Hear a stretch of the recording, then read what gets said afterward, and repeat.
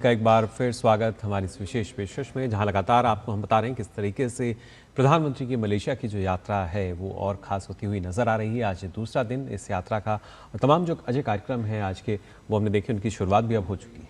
बिल्कुल सही कहा आपने। और जो वार्ता होनी है उस पर तुम्हारी निगाह रहेगी, लेकिन हम लगातार बात कर रहे हैं तो कैसे सॉफ्ट पावर के तौर पर मलेशिया और भारत का और नज़दीक आना काफ़ी इम्पॉर्टेंट है। और राहुल मिश्रा जी हमारे साथ बने हुए हैं। राहुल जी, चलिए सिंह जी बिल्कुल, खास मेहमान जो हैं वो हमारे साथ जुड़े हुए हैं, लगातार हम चर्चा कर रहे हैं उनके साथ। जी शैलेंद्र, थोड़ा सा हम और आपके साथ जो पीपल टू पीपल कनेक्ट है उसको लेकर के हम आगे बढ़ते हैं। काउंसलेट, नए काउंसलेट खोलने की बात भारत ने की है। किस तरह से वीज़ा नियमों को और आसान बनाया जाएगा, टूरिज्म को कैसे हम लोग प्रमोट करते हुए नजर आएंगे, और वो कौन से फैक्टर हो सकते हैं जो आपने बहुत इंपॉर्टेंट फैक्टर का जिक्र किया कि जो ट्रेड इम्बैलेंस है वो हम चाहते हैं कि भारत के पक्ष में थोड़ा सा झुके, और जो $20 बिलियन का जो ट्रेड है उसमें उसको बढ़ाने की बात हो जा रही है, लेकिन भारत को और ज़्यादा कैसे फ़ायदा हो सकता है, उस पर हम क्या कुछ काम कर सकते हैं? देखिए अजय, आप बीते 2 वर्षों में देखें, 24 के बाद जब से स्ट्रेटेजिक पार्टनरशिप हुई है और वीजा नियमों को आसान बनाया गया है, हम देख रहे हैं कि बड़ी संख्या में जो पर्यटक हैं वो भारत से मलेशिया आ रहे हैं। उनकी संख्या बहुत बड़ी है, क्योंकि वीजा ऑन अराइवल है। तो फिर हम देख रहे हैं फ्लाइट्स बढ़ी हैं, मलेशिया आने वालों लोगों की घूमने के लिए संख्या भारत से बढ़ी है। केवल भारत से ही मलेशिया लोग नहीं आ रहे, मलेशिया से भी भारत जाने वालों की संख्या बढ़ी है। सबसे बड़ी बात जो हो रही है कि क्या जो छठी पीढ़ी तक के लोग हैं, भारतीय मूल के लोग, वो यहाँ पर रह रहे हैं, उनको कुछ और सुविधा दी जाए, उनको कुछ वीजा नियमों में और रियायत दी जाए, इस तरह की बातें हो रही, या फिर उन्हें विशेष जो हम स्टेटस देते हैं वो उस पर चर्चा हो रही है। आप देखिए कि जो यहाँ से टूरिस्ट जाते हैं भारत घूमने, उनको भी ई वीजा देने की शुरुआत हुई है। अगर वो 30 दिन के लिए घूमने जाते हैं तो इसका बहुत फर्क दिखा है। दोनों देशों के बीच आवाजाही बढ़ी है। और कल्चर के कनेक्ट की आप बात करें तो अजय, यहाँ सैकड़ों मंदिर है, गुरुद्वारा है। आप देखिए हनुमान मंदिर, हमने एक स्टोरी दिखाई, न केवल भारतीय मूल के लोग बल्कि नियमित तौर पर हम देख रहे हैं कि जो दुनिया भर के लोग यहाँ आते हैं, इन मंदिरों में जाते हैं, तो वो पूरा कनेक्ट है। आप तमिल कल्चर देखेंगे, तमिल के न्यूज़पेपर यहाँ से छपते हैं, तमिल के 2 डेडिकेटेड रेडियो हैं, जिसमें एक सरकारी रेडियो है और एक प्राइवेट FM है, जो तमिल के गाने, बाकी भारतीय भाषाओं के भी गाने, बॉलीवुड संगीत यहाँ पर बहुत पॉपुलर है। प्रधानमंत्री ने उसका जिक्र भी किया कि मलेशिया के प्रधानमंत्री बहुत अच्छा गाना गाते हैं। आपने देखा भी, तो दोस्त ना रहा, मुस्कुराने लगे। किसका जिक्र कर रहे थे? दोस्त ना रहा और यार ना रहा। और हाँ, MGR के गानों की भी जिक्र किया तमिल में, कि किस तरह से वो पसंद है अनवर इब्राहिम मलेशिया के प्रधानमंत्री को, और तब मलेशिया के प्रधानमंत्री मुस्कुरा रहे थे। अजय, तो बहुत पॉपुलर है। अरे इशारा किस तरफ था शैलेंद्र? अगर उस गाने का जिक्र करते हैं प्रधानमंत्री नरेंद्र मोदी, जब वो गाते हैं दोस्त ना रहा, इशारा कहीं और तो नहीं है? नहीं, अब वो उसको अन्यथा आप दूसरी तरफ न लें अजय। देखिए वो गाना, हिंदी गाना बहुत पॉपुलर है। जो लोग हिंदी नहीं समझते यहाँ पर, वो भी हिंदी गाना सुनते हैं, जो तमिल नहीं समझते वो भी गाना सुनते हैं। और 500 से ज्यादा स्कूलों में, प्रधानमंत्री ने इसका जिक्र भी किया, यहाँ पर भारतीय भाषा पढ़ाई जाती है, उसमें तमिल सबसे प्रमुख है, क्योंकि 90% लोग जो हैं तमिलनाडु और तमिल नहीं, मैं कहना चाह रहा हूँ मलेशिया को किसी ने धोखा तो नहीं दिया जिसका जिक्र करना चाह रहे थे वो गाने के जरिए? देखिए अजय, हम ये जानते हैं कि भारत और मलेशिया का संबंध है वो, अगर आप 1 दशक पहले चले जाएं, थोड़े से जरूर उस वक्त तनावपूर्ण हुए थे, लेकिन अभी आप देखें 3-4 वर्षों में बहुत इसमें गर्माहट आई है। खासतौर पर जब एक पहल हुई भारत की तरफ से और मलेशिया के प्रधानमंत्री जब भारत आए, उसके बाद ये हमारा जो भरोसे का जो रिश्ता है वो आज का नहीं है, वो शताब्दियों पुराना है अजय। और उसमें जो गर्माहट देखने को मिली बीते 1 दशक में, खासतौर पर पिछले 3 वर्षों में, वो बहुत महत्वपूर्ण है। और इसीलिए मलेशिया एक बहुत भरोसेमंद सहयोगी के तौर पर भारत को देखता है। ट्रस्ट की बात है, हम एक दूसरे पर ट्रस्ट करते हैं, और ऐसा लगता नहीं है कि जब कोई भारतीय मलेशिया आता है तो वो कहीं और है, उससे बिल्कुल उसी तरह का एक वातावरण मिलता है यहाँ पर। या फिर कोई मलेशिया का जो भारतीय का लोग है वो भारत जाता है, इस तरह से आप देखो तो वो कनेक्ट है। तो वो कल जब प्रधानमंत्री नरेंद्र मोदी इंडियन डायस्पोरा को संबोधित कर रहे थे, उसमें जो आपने परफॉर्मेंस देखी, वो भी भारतीय संस्कृति का फ्यूजन एक तरह से दिख रहा था। अलग अलग जो आपने परफॉर्मेंस देखी, वो तमिल कल्चर और भारतीय संस्कृति को दिखाता था। होटल के रिसेप्शन पर जो प्रधानमंत्री नरेंद्र मोदी का स्वागत हुआ, वहां पर तमिल कल्चर देखने को मिला, मार्शल आर्ट देखने को मिला। तो ये बहुत महत्वपूर्ण, बिल्कुल एक अलग उत्साह जो है शैलेंद्र, वो हम देख सकते हैं। और ये उत्साह और ज़्यादा बढ़ जाता है जब प्रधानमंत्री की मौजूदगी जहाँ पर होती है। खासतौर से प्रोफेसर राहुल, आपसे समझना हम चाहेंगे कि जब हम भारतीय संस्कृति की बात कर रहे हैं, शायद ही कोई विश्व का कोई ऐसा हिस्सा बचा होगा जहाँ पर हमारी भारतीय संस्कृति जो है उसकी झलक हमें नज़र नहीं आती हो। और ना सिर्फ झलक, बल्कि जिस प्राथमिकता के साथ, प्रमुखता के साथ भारत अपनी बात आज पूरे विश्व के सामने रखता है, उसी तरह भारत की संस्कृति जो है हम वो भी देख सकते हैं, उसी तरीके से नज़र आती है। और मलेशिया में भी अभी जिसका जिक्र शैलेंद्र कर रहे थे, तमिल भाषा की बात की जाए, रेडियो चैनल्स की बात करें, हिंदी भाषा की बात की जाए, या सांस्कृतिक जो नृत्य वहाँ पेश किया गया, तो कहीं ना कहीं ये बताता हुआ कि भारत की मौजूदगी सिर्फ एक क्षेत्र तक सीमित नहीं है, सिर्फ तकनीक तक हम सीमित नहीं हैं, आर्थिक संबंधों तक हम सीमित नहीं हैं, बल्कि हर आयाम में कहीं ना कहीं भारत की महत्वपूर्ण भूमिका है।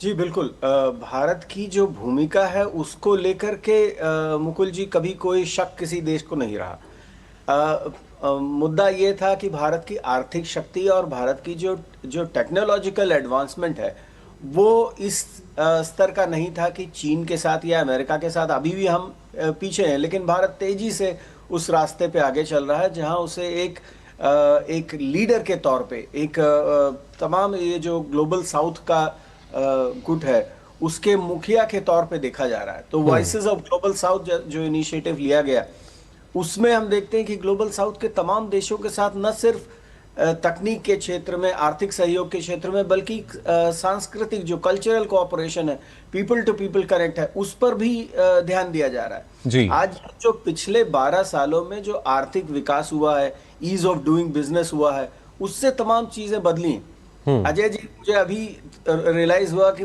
अजय जी में राजनीतिज्ञ होने की भी क्षमता है, जो उन्होंने दोस्त दोस्त ना रहा की बात कही जी। मलेशिया के अनवर के पहले पुराने बड़े सहयोगी और भूतपूर्व प्रधानमंत्री के साथ उनके संबंध अब ऐसे नहीं रहे। बड़ी डिस्ग्रेसफुल उनकी एग्जिट हुई महातिर मोहम्मद की, जिन्होंने भारत मलेशिया संबंधों को काफी चोट पहुंचाई पिछले जब उनका कार्यकाल था। आज जब अनवर इब्राहिम बार बार ये बात कहते हैं कि Modi ji is my great personal friend, तो वो दो चीजें कहता है। डोमेस्टिकली वो ये कहता है कि भारत जैसे देश के साथ आप अपने संबंध खराब कैसे कर सकते हैं, जो ग्लोबल साउथ का नेता है। तमाम आईटेक जो एक प्रोग्राम भारत विदेश मंत्रालय चलाता है, जिसमें टेक्निकल कैपेसिटी बिल्डिंग होती है। कल्चरल लेवल पे जब 10% वहाँ की जनता भारतीय मूल की है, तो ऐसे देश के साथ आप अपने संबंधों को खराब कैसे कर सकते हैं? चोट तो आपको पहुंचेगी। और यही हुआ था पिछले कार्यकाल में, पिछले बीते समय में। लेकिन अब एक फोकस कहीं ना कहीं हम देख सकते हैं, ट्रेड, टेक्नोलॉजी और ट्रेडिशन, ये तीनों ही चीजें नजर आती हैं शायद। जी जी, बहुत अच्छी आपने बात कही। ट्रेड पे पूरा फोकस होगा, जो 5 MOUs आने हैं उनमें भी ट्रेड की बात होगी। टेक्नोलॉजी के बारे में दोनों ही नेताओं ने बात की है। और जो ट्रेडिशन है, जो प्रधानमंत्री जब भी अपने वक्तव्य देते हैं तो वो बड़े ही डीप और उनके बड़े मुझे लगता है कि एक गागर में सागर वाली बात होती है। तमिल लोगों के कनेक्ट और भारत का जो योगदान है, उसके अलावा जो उन्होंने बात कही, पहले मैं ये कह रहा था कि उन्होंने कहा कि अगली बार, जो भारतीय मूल के लोगों को उन्होंने कहा कि अगली बार जब आप भारत आइएगा तो एक मलय को साथ में लेके आइएगा। तो ये जो बात है वो सिर्फ डायस्पोरा के साथ कनेक्ट की बात नहीं है। उस डायस्पोरा को कल्चरल एम्बेसडर बनाकर वाइडर लेवल पे पीपल टू पीपल कनेक्ट को बढ़ाने की बात कही गई है। मुझे लगता है कि भारतीय मूल के लोगों का या मलेशिया के लोगों का भारत में निवेश करने की या भारत में कोई रोजगार या कंपनी स्टार्टअप खोलने की जो बात है, उस पर भी मुझे लगता है कि कुछ आगे बात बढ़ेगी।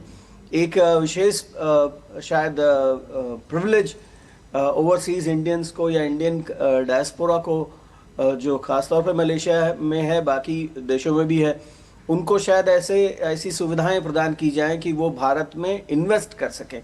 जी। भारत जो विकास यात्रा है, जो विकसित भारत का एजेंडा है, प्रधानमंत्री मोदी ने कहा कि प्रॉस्परस मलेशिया और विकसित भारत 2047 दोनों एक दूसरे के साथ जुड़े हुए हैं। तो कहीं ना कहीं मुझे लगता है कि इस बात पर भी फोकस होगा कि कैसे इस सॉफ्ट पावर कनेक्ट या पीपल टू पीपल कनेक्ट को हम टैंजिबल गेन्स में लाएं, जो अब जमीनी तौर पे जी। जो आम जीवन में जिसका इम्पैक्ट दिखे। और इसीलिए शायद इम्पैक्ट की जो टर्मिनोलॉजी नई आई है उसका भी कहीं ना कहीं एक एलाबोरेशन होगा। बिल्कुल। सिंघल साहब, थोड़ा सा इस चीज़ को आगे बढ़ाते हैं। आसियान के साथ जो भारत का संबंध है और उसको भी हम शायद मजबूती और देना चाहते हैं, और आसियान कहा जाता है कि भाई उस सेंट्रल पिलर की तौर पर देखा जाता है पॉलिटिकल और इकोनॉमिक इंटेग्रिटी के लिए ग्लोबल साउथ के। लेकिन ASEAN as a bloc global south की कभी उतनी बात करता हो नजर नहीं आया अंतर्राष्ट्रीय मंचों पर। भारत ने पहली बार इसको अपना मुद्दा बनाया। किस तरह से मलेशिया और भारत मिलकर के आसियान को और ज़्यादा रेलेवेंट बना सकते हैं, और आसियान के जरिए, आसियान ब्लॉक के जरिए कैसे हम ग्लोबल साउथ की आवाज़ को और ज़्यादा मजबूती दे सकते हैं? खूब बहुत अच्छा सवाल है आपका ये।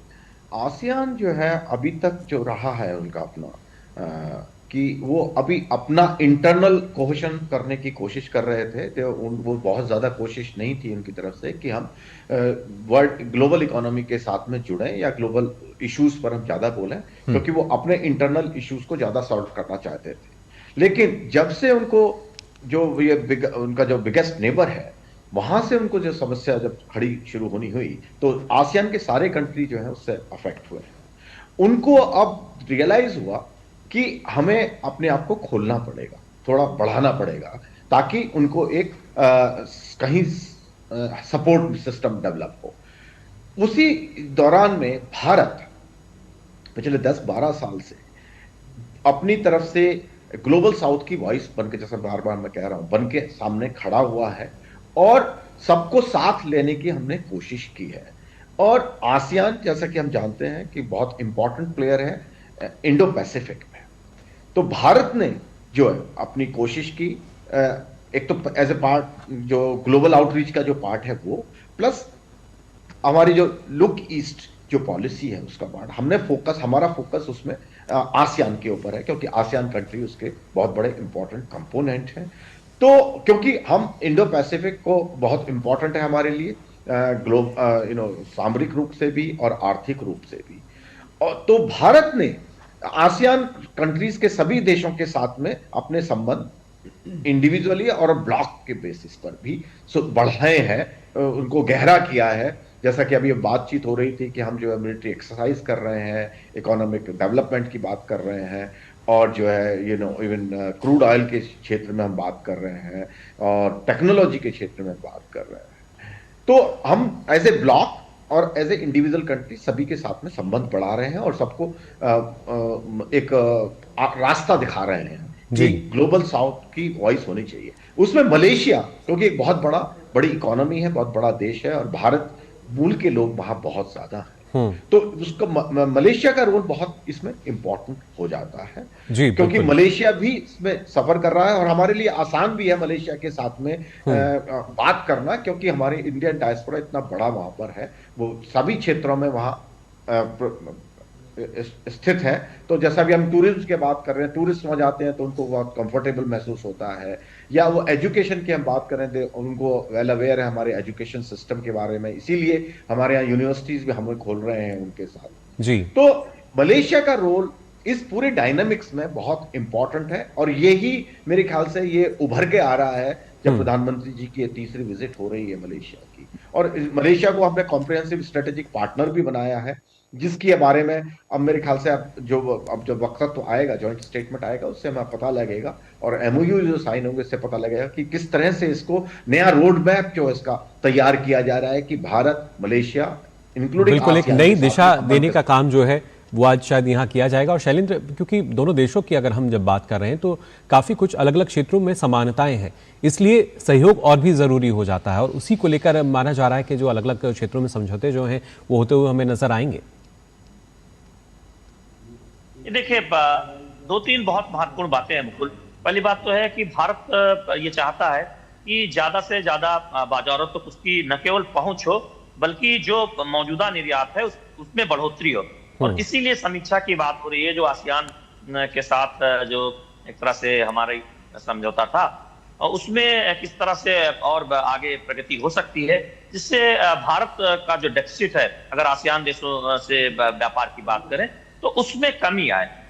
तो हम देख रहे हैं कि जो परंपरागत उत्पाद हैं जो भारत निर्यात करता है, उससे इतर अब टेक्नोलॉजी की तरफ, तकनीक वाले जो उत्पाद हैं उन पर भारत बहुत फोकस कर रहा है, जिससे हमारा निर्यात बढ़े और हमारी साझेदारी इन देशों के साथ बढ़े।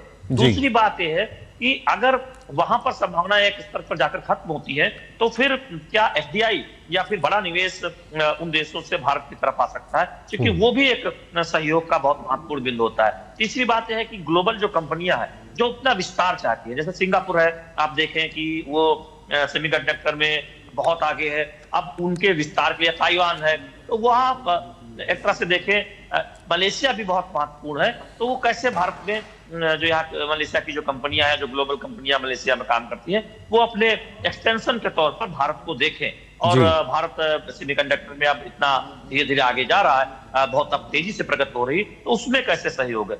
लेकिन जो हम यहाँ एमओयू की बात कर रहे हैं उसमें निश्चित तौर पर हम देखेंगे कि सेमीकंडक्टर हो या फिर हेल्थ केयर हो या एजुकेशन हो या फिर डिफेंस की बात हो, इन सब में सहयोग बढ़ाने की बात होगी। क्योंकि डिफेंस में आप देखिए कि अब भारत दुनिया को डिफेंस के सामानों की आपूर्ति करने वाले देश के तौर पर प्रमुखता से उभरा है। तो हमारे लिए डिफेंस का बाजार किन देशों में हो सकता है, उधर भारत देख रहा है। तो ये नए सहयोग के क्षेत्र हैं, रिन्यूएबल एनर्जी और बाकी क्षेत्र तो है ही। तो सहयोग के जो उभरते हुए नए क्षेत्र, जैसे यूपीआई की चर्चा तो की गई कि यूपीआई जल्द ही मलेशिया में आया, हम जानते हैं कई देशों में यूपीआई अपनाया जा चुका है। तो ये फिनटेक का क्षेत्र यानी तकनीक का जो क्षेत्र है जी, उसमें हम किस तरह से इन देशों की मदद कर सकते हैं, आगे बढ़ सकते हैं। एक बात और देखिए, आईटी कंपनियां दुनिया भर की जो हैं, भारतीय आईटी कंपनियां हो या दुनिया की आईटी कंपनियां हो, उनका जो वर्क फोर्स है वो आप देखिए उसमें बड़ी संख्या भारतीयों की है, भारतीय आईटी पेशेवरों की है। तो ये इसमें कैसे बढ़ोतरी हो और कैसे हम मलेशिया के साथ सहयोग बढ़ाएं। और मलेशिया में सिर्फ एक कहा जाता है कि भारत से विशेषज्ञता वाले जो लोग हैं वो उनको एक विशेष तौर पर मलेशिया की इकोनॉमी में योगदान करने वाला माना जाता है। उससे अलग अगर आप देखें तो श्रमिक भी, जो वर्कर्स है, जो आम, वो भी बड़ी संख्या में मलेशिया में काम करते हैं। तो भारत ये जानता है कि मलेशिया की अर्थव्यवस्था के अलग अलग सेक्टर्स में, अलग अलग जगहों पर, अलग अलग लेवल पर भारतीय लोग और भारतीय मूल के लोग अर्थव्यवस्था में योगदान दे रहे हैं। तो ये साझेदारी और आगे कैसे और विस्तार में जा सकती है, और इसमें दोनों देशों की बड़ी कंपनियों के बीच साझेदारी हो, ज्वाइंट वेंचर हो, निवेश हो, उस तरफ देखा जा रहा है। और अभी तक जो हुआ है प्रगति, वो कैसे आगे ले जाया जाए। तो इसीलिए हम वीजा नियमों की सरलता से जो फर्क आया है उसकी बात करते हैं। इसीलिए प्रधानमंत्री नरेंद्र मोदी जब कहते हैं कि कोई जब भारतीय मूल का व्यक्ति इंडिया आए तो एक मलय साथ लाए, एक मलेशिया के मूल के बंदे को साथ लाए। तो हमारी जो दशकों शताब्दियों पुरानी जो निकटता है वो और आगे जाए और उसमें हम एक दूसरे के विकास में सहयोग करें, उस दिशा में आगे बढ़े। तो निश्चित तौर पर उस ओर भारत देख रहा है और मलेशिया भी देख रहा होगा एक बहुत भरोसेमंद पार्टनर के तौर पर भारत को, कि कैसे वो सहयोग के क्षेत्रों में विस्तार कर सकता है। क्योंकि अभी कोई इतना ज्यादा द्विपक्षीय व्यापार नहीं कहेंगे, इसमें बहुत बड़ा है। और इसलिए आसियान की बात होती है। अजय, आप बार बार आसियान पर जा रहे हैं क्योंकि मलेशिया एक बहुत महत्वपूर्ण देश है आसियान का, और जो भी भारत के साथ आसियान के जो समझौते हैं उसमें किस तरह से बदलाव होने हैं, उसमें मलेशिया की एक बहुत महत्वपूर्ण भूमिका होगी। तो निश्चित तौर पर उस तरफ भी देखा जा रहा है कि पूरे आसियान की अगर इकोनॉमी देखें और भारत की इकोनॉमी देखा जाए तो थोड़ी सी पीछे है आसियान की इकोनॉमी, इस तरह से कहें, और आबादी यहाँ पर भारत से आधे से भी कम है। तो ये एक बहुत बड़ा फैक्टर है कि आसियान की प्रगति में भारत के मानव संसाधन, मलेशिया के प्रगति में भारत के मानव संसाधन बहुत महत्वपूर्ण योगदान कर सकते हैं। और सिर्फ वर्कर्स नहीं, सिर्फ श्रमिक, जो अकुशल श्रमिक नहीं, अजय, बड़े बड़े पेशेवर, आधुनिक विशेषज्ञ, तकनीकी विशेषज्ञ, अलग अलग सेक्टर के महारथी जो हमारे स्कूल, हमारे कॉलेजों से निकलते हैं, हमारे आईआईटी से निकलते हैं, वो सेवा देते हैं और यहाँ से वो एक तरह से ज्वाइंट वेंचर में भारत में सहयोग करे। तो इस तरह की बहुत सारी बातें बहुत सारे सहयोग अलग अलग सेक्टर्स में हो सकते हैं। तो हमें फोकस करना होगा, इंतजार करना होगा, रिन्यूएबल एनर्जी, डिफेंस कॉर्पोरेशन, खासतौर पर सेमीकंडक्टर में सहयोग में, और एजुकेशन में। हम यहाँ में यानी शैलेंद्र, अगर देखा जाए खासतौर से भविष्य की तैयारी कैसे और बेहतर तरीके से हो सकती है, प्रोफेसर राहुल, जो हमारी आवश्यकताएं हैं भविष्य के लिए, उनको देखते हुए जो दूरगामी परिस्थितियां बनती हुई नजर आ रही हैं, उनको देखते हुए दोनों देशों में आपसी सहयोग बहुत जरूरी है। उन्हीं क्षेत्रों पर कहीं ना कहीं ये जो फोकस है प्रधानमंत्री की इस यात्रा में हमें नजर आएगा। और अगर मैं एक्सटेंड कर पाऊँ राहुल जी, एक सवाल इसमें जोड़ पाऊँ मैं मुकुल जी के साथ, पर्टिकुलरली एजुकेशन के क्षेत्र में हम और कैसे सहयोग को आगे बढ़ा सकते हैं? और जिस तरह से शैलेंद्र कह रहे हैं कि हम केवल हाई स्किल्ड मैन पावर की तरफ ना देखें, कैसे हम और ज़्यादा करीब आ सकते हैं? एजुकेशनल मेरे ख्याल से बहुत ज़्यादा बैरियर्स नहीं है लैंग्वेज को लेकर के भी भारत और मलेशिया के बीच में। जी, बहुत ही अच्छा आपने एडिशन किया अजय जी मुकुल जी के सवाल में। शैलेंद्र जी ने पहले कहा कि जो वर्क फोर्स है, भारतीय जो वर्क फोर्स है मलेशिया में, देखिए उसमें पिछले 30 साल में एक ग्रेजुअल बट बहुत ही बड़ा परिवर्तन आया है। ब्लू कॉलर जो अकुशल जो वहाँ पे लोग जाते थे भारत के, ब्लू कॉलर वर्कर्स, उसको रिप्लेस कर दिया है वाइट कॉलर वर्कर्स ने वहाँ। आज जो मलेशिया में जो वर्क फोर्स है उसमें आप देखेंगे ब्लू कॉलर में कौन लोग हैं, सबसे ज़्यादा बांग्लादेश और म्यांमार के लोग। उसके बाद अगर इंडियन सब कॉन्टिनेंट से आप देखेंगे तो पाकिस्तानी इंडियंस जो वहाँ हैं वो अगर कुछ नहीं कर सके, जैसे हमारे पंजाब और हरियाणा से जाते हैं तो वो कुछ नहीं कर सके तो वो एक रेस्टोरेंट, एक ढाबा खोल देंगे। तो वो एम्प्लॉय नहीं है, एम्प्लॉयर है ज़्यादा करके। जो तमिल वर्कर्स या जो केरला वर्कर्स जाते हैं वो भी वहाँ पे अपने ही भारतीय मूल के लोगों के लिए काम करते हैं, उनके साथ काम करते हैं। स्किल्ड वर्क फोर्स मलेशिया में जो इंडियन स्किल्ड वर्क फोर्स है वो ऑलरेडी काफ़ी मजबूत है, और उसका मुझे लगता है कि योगदान न सिर्फ महत्वपूर्ण है बल्कि मलेशिया के लिए वाइटल है। तो टेक्नोलॉजिकल सेक्टर में स्किल्ड वर्क जो सर्विसेज सेक्टर है उसमें बहुत महत्वपूर्ण है। अजय जी ने कहा कि भाषा की कोई दिक्कत नहीं, क्योंकि ब्रिटिश दोनों, भारत और मलेशिया दोनों ब्रिटिश कॉलोनी रहे और अंग्रेजी वहाँ की लिंगुआ फ्रैंका है, तो कोई उस संदर्भ में भी कोई दिक्कत नहीं है। जहाँ तक एजुकेशनल सेक्टर का सवाल है, भारत और मलेशिया के बीच में पहले काफ़ी अच्छे संबंध थे। इस तरह मैं ये इसलिए कह रहा हूँ क्योंकि मणिपाल का MBBS पहले ही एक्नॉलेज था, दोनों कंट्रीज, मलेशिया उसको रिकॉग्नाइज करता था।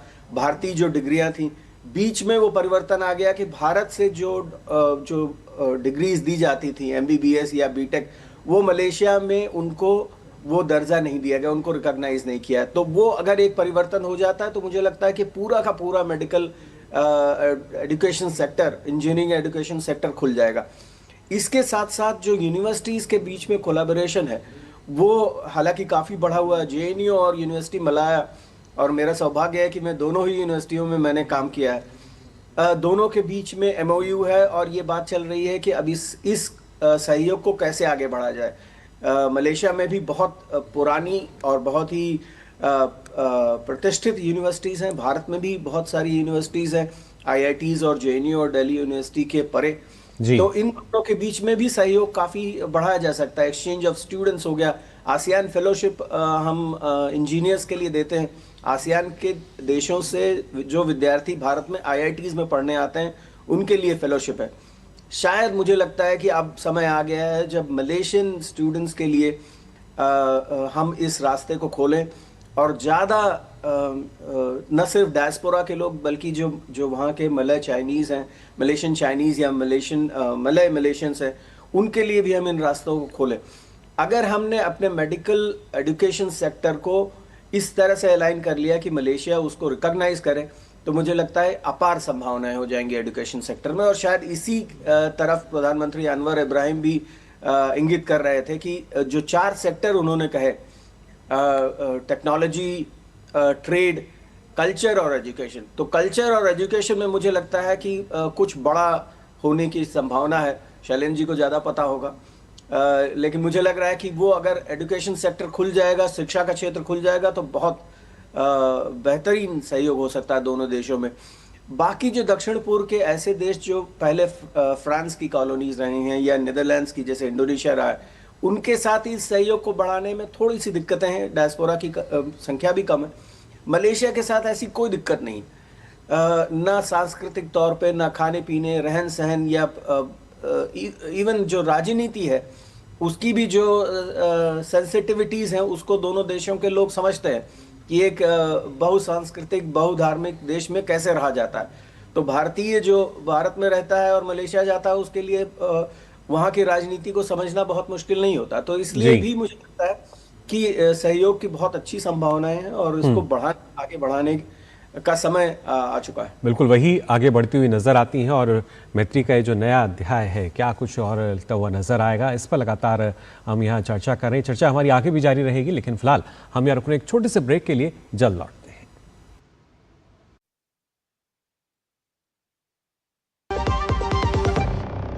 इस बार परीक्षा पे चर्चा का होगा एक नया रूप, कुछ नई जगहें और एक नया सफर।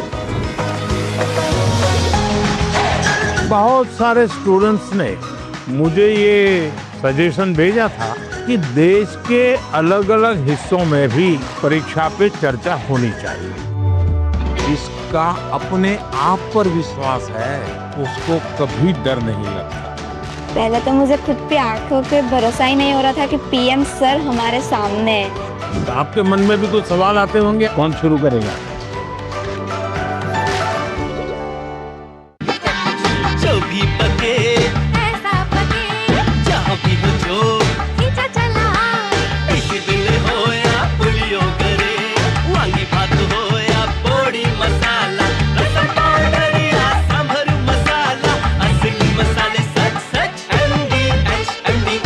सुनो, एक अच्छी इंश्योरेंस पॉलिसी एआई से पूछते हैं। एक ऐसी पॉलिसी जिसमें प्रीमियम पेमेंट हो लिमिटेड पर इनकम आती रहे लाइफ टाइम। LIC का जीवन उत्सव। एक ऐसी पॉलिसी जो दे होल लाइफ इंश्योरेंस कवर भी। LIC का जीवन उत्सव। वाओ, चलो तो LIC की जीवन उत्सव पॉलिसी ही लेते हैं। मैं भी तुमसे यही कह रही थी, LIC का जीवन उत्सव। लाइफ टाइम सेलिब्रेशन मनाइए LIC के जीवन उत्सव के साथ, फ्यूचर सेट है। विभाग अनेक, कंप्लेंट बॉक्स 1। किसी भी सरकारी दफ्तर, विभाग या बैंक से जुड़ी शिकायत के लिए pgportal.gov.in पर जाएं, रजिस्टर करें, संबंधित विभाग चुनें, शिकायत दर्ज करें और ट्रैकिंग ID नोट करें। SMS या ईमेल पर एक्नॉलेजमेंट पाएं और शिकायत का जवाब सीधे मंत्रालय से प्राप्त करें। अब तक 1 करोड़ 12 लाख से अधिक भारतीयों ने भरोसा जताया। CP ग्राम्स, आपकी हर शिकायत का हल। अभी शिकायत दर्ज करें pgportal.gov.in। मैसेज डियर इन्वेस्टर, एक एक्सपर्ट स्टॉक टिप खास आपके लिए। ये ऐप डाउनलोड करो और पैसे डबल करो। एक्सपर्ट जी, बदमाश का बाप हूँ मैं। ऐप डाउनलोड करने से पहले मैं आपका पूरा रिपोर्ट कार्ड निकालूं। मैं मूर्ख नहीं हूँ। डिस्टेंस। UPI कहता है अगर कोई ऐसी सलाह दे तो पहले एडवाइजर की पूरी जांच कर ले और कहे मैं मूर्ख नहीं।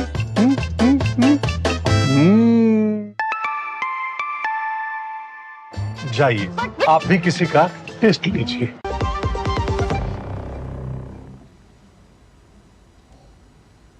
ब्रेक के बाद आप सभी का एक बार फिर स्वागत हमारी इस विशेष पेशकश में। लगातार आपको हम जानकारी दे रहे हैं किस तरीके से भारत और मलेशिया के बीच के जो संबंध हैं और मजबूत होते हुए नजर आएंगे। और अब से कुछ देर बाद हम देखेंगे अलग अलग क्षेत्रों में जो समझौता होते हैं किस तरीके से जो प्रतिनिधिमंडल स्तर की जो बातचीत है वो होगी। और साथ ही हमने आपको जो आज की तस्वीरें थी वो भी दिखाई थी जब प्रधानमंत्री का वहाँ पर भव्य स्वागत हुआ आधिकारिक तौर पर।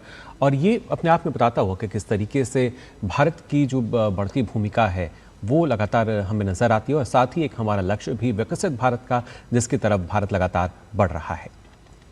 और रणनीतिक संबंध जो हैं वो काफ़ी मजबूत हो जाते हैं भारत और मलेशिया के बीच में। और दोनों देशों के बीच की जो भागीदारी है उसको स्ट्रेटजिक लेवल पर जो ले आया गया है। उसके बाद ये पहली यात्रा है प्रधानमंत्री नरेंद्र मोदी की मलेशिया में और इसलिए ये और भी महत्वपूर्ण हो जाती है क्योंकि भारत और मलेशिया अब एक साथ मिलकर के वर्तमान भू राजनीतिक परिस्थितियों के मद्देनज़र जो स्ट्रैटेजिक इम्पोर्टेंस है उसके दिशा में आगे बढ़ते हुए नजर आएंगे। और इसलिए काफ़ी ज़्यादा वार्ता गंभीर हो जाती है।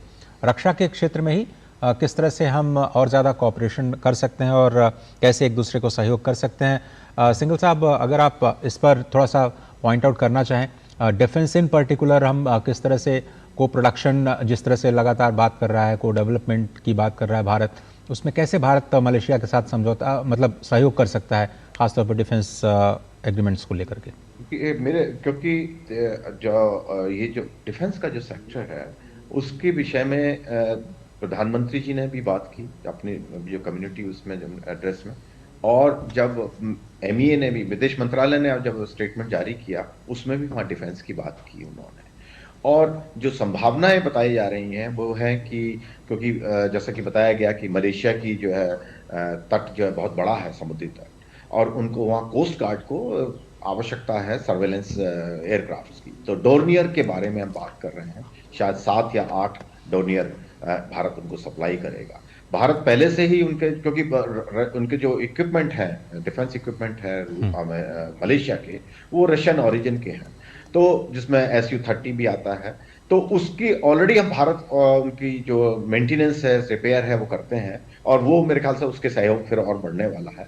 दूसरी इनकी जो पनडुब्बी है, स्कॉर्पियो पनडुब्बी है उनके पास में, उसकी भी मेंटेनेंस भारत के साथ, वो भारत में वो मलेशिया करवाना चाहता है। और मेरे ख्याल से कुछ और प्लेटफॉर्म के बारे में भी बात हो रही है कि मझगांव डाकरा से ये लोग एग्रीमेंट करेंगे, मलेशिया एग्रीमेंट करेगा, क्योंकि भारत जो है एक बहुत बड़ी पावर के रूप में, जो डिफेंस इक्विपमेंट पावर के रूप में वो बढ़ता नजर आ रहा है, और हमारे इक्विपमेंट कंपैरेटिवली सस्ते भी होते हैं। तो जो भी भारत से खरीदारी करते हैं उनको मालूम होता है कि उसमें भारत जो है कि कीमतें बहुत अंतर है, क्योंकि एक कॉस्ट ऑफ प्रोडक्शन हमारे यहाँ कम है उसका। तो ये तो सप्लाई की बात होगी। दूसरा, को प्रोडक्शन के बारे में भी इनसे मेरे ख्याल से बातचीत चल रही है, और क्योंकि भारत जो अपने बहुत स्ट्रेस दिया है, हमने अपने जो डिफेंस एक्सपोर्ट सेक्टर है हमारा डिफेंस इक्विपमेंट का, उसको हमारे यहाँ से तो लोग, देश जो है उसकी देखते हैं कि उसकी जो रिलायबिलिटी बहुत हाई है जी। जो ऑपरेशन सिंदूर हुआ उसमें भी लोगों देशों ने देखा कि किस तरह से हमारी जो भारत में बने हुए हथियार थे उन्होंने किस तरह से नुकसान पहुंचाया पाकिस्तान को, और बड़े पिन पॉइंटेड अटैक हुए। तो उसकी इसलिए मलेशिया जो देश हैं, दूसरे देश हैं, वो भारत से इक्विपमेंट खरीदना चाह रहे हैं कि सस्ते हैं, रिलायबल हैं, एंड हमारा जो भारत उसको जो होता है प्रेशर टैक्टिक की तरह यूज नहीं करता, जैसे कुछ देश यूज करते हैं कि इक्विपमेंट सप्लाई कर दिया उनको, डिफेंस इक्विपमेंट, और उसके बाद में उनको सर्विस देने के लिए उनको आनाकानी करते हैं या उनकी कीमतें बढ़ाने की कोशिश करते हैं। भारत इस तरह की पॉलिसी कोई अडॉप्ट नहीं करता है, क्योंकि हम सबके साथ में सहयोग का विश्वास पॉलिसी है हमारी, और तो इसलिए इसमें डिफेंस की तरफ मेरे ख्याल से, और दूसरी बात एक इंफॉर्मेशन शेयरिंग के विषय में भी मेरे ख्याल से बातचीत होगी। अब अनाउंसमेंट कितने होंगे मेरे को नहीं मालूम ये बात तो। एंड हाइड्रोग्राफी, मैंने पहले बोला कि हाइड्रोग्राफी की भी क्योंकि मलेशिया को आवश्यकता है, और भारत में कैपेसिटी है इक्विपमेंट सप्लाई करने की, एक एयरक्राफ्ट हो या समुद्री जहाज हो, तो उसके विषय में मेरे ख्याल से बातचीत होगी। तो इंडिया, भारत और मलेशिया का जो डिफेंस का जो क्षेत्र में सहयोग होने वाला है, और ये मेरे काफी अनाउंसमेंट होंगे और काफी डिस्कशन भी होंगे, क्योंकि इनको मैच्योर होने में टाइम लगता है। इन सब जो भी इक्विपमेंट की सप्लाई होती है टाइम लगता है, ऐसा टेक्निकल और इकोनॉमिक नेगोशिएशंस होते हैं। लेकिन मेरे ख्याल से जो 5-6 एरिया मैंने आपको अभी कहे, उसके बारे में बातचीत होगी, और कुछ ना कुछ जॉइंट स्टेटमेंट में इसके विषय में जानकारी भी दी जाएगी, और को प्रोडक्शन के क्षेत्र में भी मेरे ख्याल से बातचीत होगी। सेमीकंडक्टर में तो हम ऑलरेडी बात कर रहे हैं, वो सभी एरिया में यूज होते हैं, जो डिफेंस हो या सिविलियन एरिया हो। तो ये मेरे ख्याल से एक बहुत बड़ा आयाम हमारे को देखने को मिलेगा, नया डिफेंस कॉर्पोरेशन का। जी बिल्कुल। इसके साथ साथ शैलेंद्र, अगर बात की जाए टूरिज्म सेक्टर को लेकर, उस पर भी एक फोकस दोनों ही देशों का नजर आया है, और कहीं ना कहीं एक महत्वपूर्ण योगदान हमें उसका अर्थव्यवस्था में भी नजर आता है। इस बार के बजट में भी हमने देखा था किस तरीके से इसका जिक्र किया गया है। और मलेशिया की भी अगर बात की जाए, क्योंकि वहाँ से जो लोग भारत भ्रमण करने के लिए आ रहे हैं या भारत से वहाँ पर जा रहे हैं, दोनों देशों को काफ़ी सहयोग मिलेगा। तो क्या इस बाबत कुछ नए कदम जो हैं या एक नई दिशा जो है पर्यटन क्षेत्र को मिलती हुई नजर आएगी?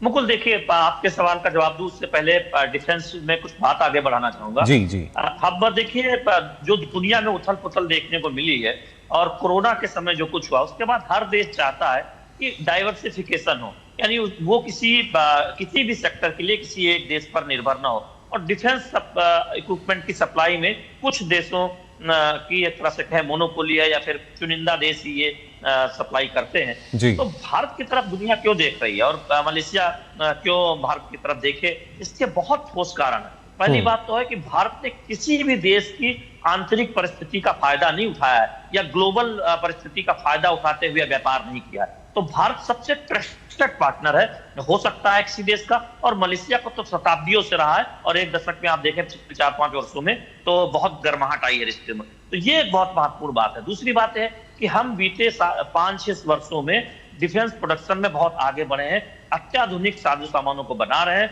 हमारे लिए बहुत बड़ा बाजार खुला भी है, क्योंकि तमाम सारे देश चाहते हैं कि वो भारत से इन सैन्य साजो सामानों की आपूर्ति ले, वहां भारत से इसका एक तरह से निर्यात हो।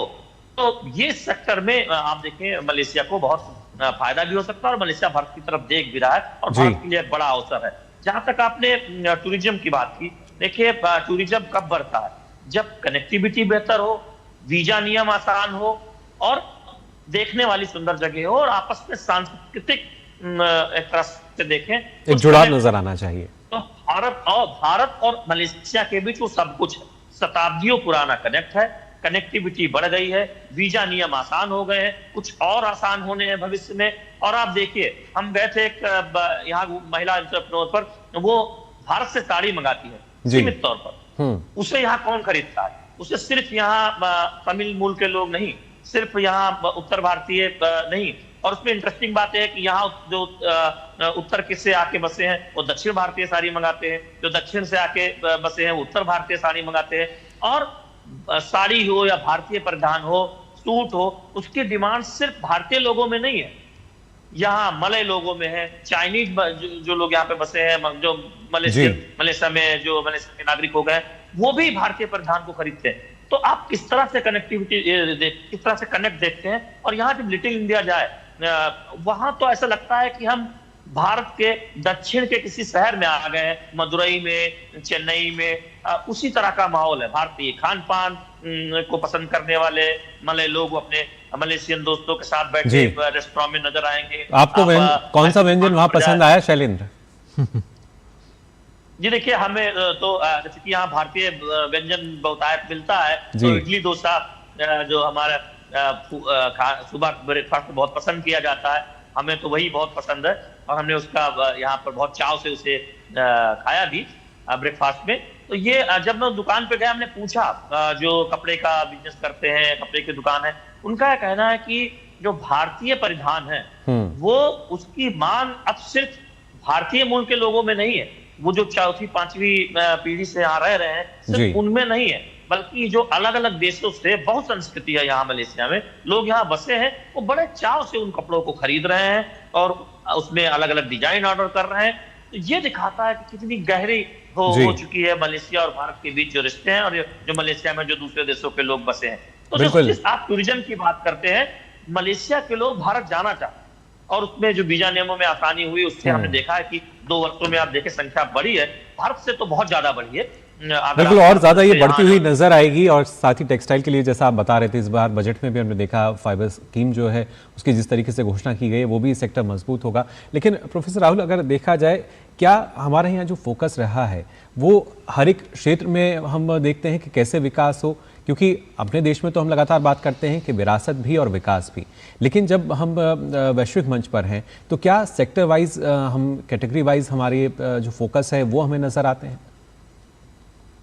जी मुकुल जी, आपने बहुत सही बात कही कि भारत की जो अप्रोच है मलेशिया के साथ, जो संबंधों को अगर हम अभी परिदृश्य में रखें, तो बहुत ही सेक्टर बेस्ड अप्रोच है, जहां पे हम वाकई में योगदान दे सकते हैं। ये लॉफ्टी आइडियाज नहीं, जैसे कि रक्षा क्षेत्र जो है वहां पे भारत ने ये नहीं कहा कि हम मलेशिया को ब्रह्मोस बेचेंगे, क्योंकि मलेशिया ब्रह्मोस नहीं खरीदेगा।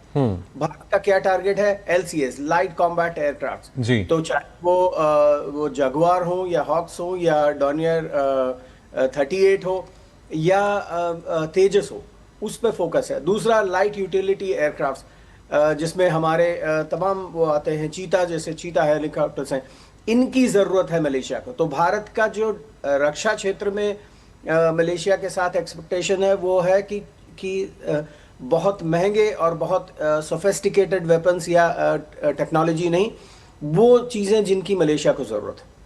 सेमीकंडक्टर के क्षेत्र में भारत ये नहीं चाहता है कि सारा का सारा सर्विसेज सेक्टर भारत से मलेशिया चला जाए। वहाँ कोशिश ये है कि को प्रोडक्शन हो, दोनों देश मिल करके मलेशिया के रिसोर्सेज, उनकी इंडस्ट्री जो पेनांग और तमाम जगहों पे है, वो भारत के इंजीनियर्स और स्किल्स के साथ सेमीकंडक्टर चिप डिजाइनिंग और फैब्रिकेशन के साथ मिलके दोनों देश सेमीकंडक्टर में आगे बढ़े। जी। कल्चर के सेक्टर में जो कोशिश है वो ये सिर्फ नहीं है कि कल्चरल कनेक्ट हो, क्योंकि कल्चरल कनेक्ट तो बहुत सारा है, कैसे उससे हम उन कल्चरल कनेक्ट को इस तरह से उनको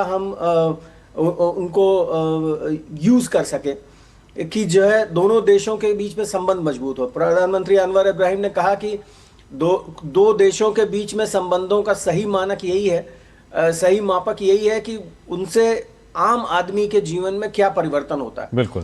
तो ये कल्चरल कनेक्ट में अब हम सिर्फ इसकी बात नहीं कर रहे हैं कि हम दोनों देशों में बड़ी समानताएं हैं और डायस्पोरा की प्रेजेंस है, कैसे डायस्पोरा दोनों देशों के संबंधों को आगे बढ़ाने में और दोनों देशों के जो विकास का जो उनका एजेंडा है उसमें कैसे योगदान दे सकता है, तो इस पर बात होगी।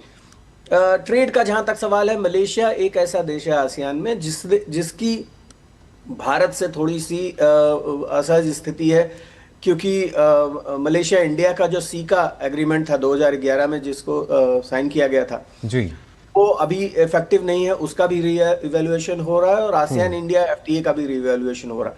तो दोनों में मलेशिया की चिंताएं हैं, भारत की भी चिंताएं हैं। मलेशिया ऐसा देश है जिसने बहुत ज्यादा आसियान में बहुत फायदा नहीं उठाया, तो रीइवैल्यूएशन दोनों को करने की जरूरत है उस क्षेत्र में भी। जी बिल्कुल, और हम देखेंगे वही। फिलहाल राहुल जी आपका बहुत बहुत शुक्रिया हमारे साथ जुड़ने के लिए। साथ ही सुशील जी, शैलेंद्र जी हमारे साथ लगातार बने हुए हैं। इस चर्चा को हम आगे भी बढ़ाएंगे, लेकिन यहाँ रुक रहे हैं एक छोटे से ब्रेक के लिए।